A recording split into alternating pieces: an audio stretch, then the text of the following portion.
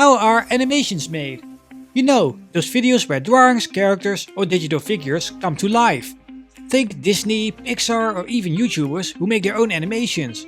But how does that really work? And how do I make my animations? That's what I'm going to explain to you today. And yes, I'll be getting a little help from animation itself. Did you know that just 1 second of animation can take up 24 separate drawings? So buckle up, let's dive into it.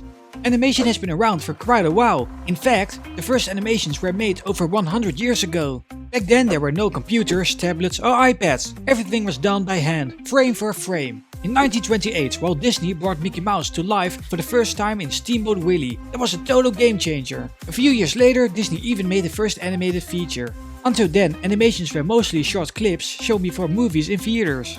And even before that, there were strange inventions like the zoetrope. Basically a spinning drum with pictures inside. Kind of like a 19th century TikTok, but done without the Wi-Fi. How are animations made now?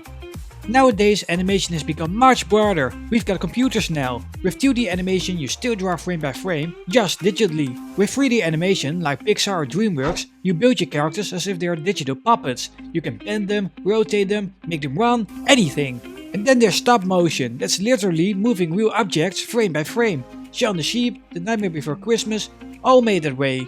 Super cool, but also a ton of work. Major respect for anyone who moves a puppet thousands of times for just a second of film. How do I make my animations? Okay, so how do I make them? I use 4 programs: Microsoft Word, Adobe Photoshop, Adobe Animate and DaVinci Studio. Step 1. The idea.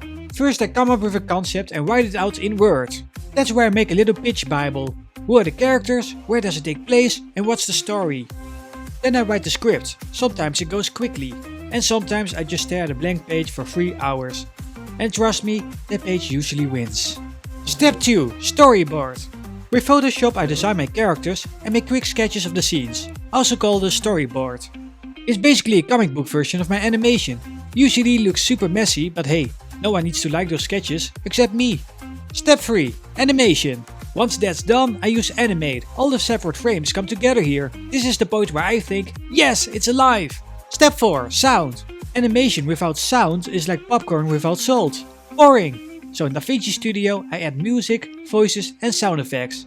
And tada! My animation is finished. So from Steamboat Willie to Attack on Titan, every generation has its animation classics. But the best part is, you can start too. You don't have to make a full film right away. Start small. Make a ball and make it bounce. That's how every animator once started. Good luck!